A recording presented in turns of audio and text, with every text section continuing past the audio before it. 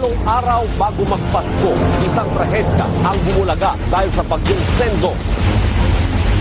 December 13, 2011, 12 araw bago magpasko, pumasok sa Philippine Area of Responsibility ang Tropical Storm Washi o mas kilala sa Pilipinas bilang Sendong.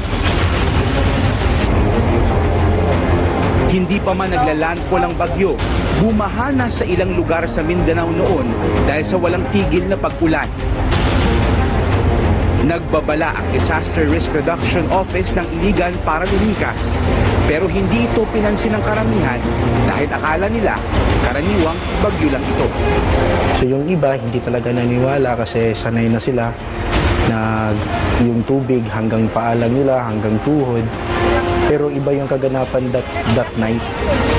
So maski kami, gulat na gulat, tumaas yung tubig.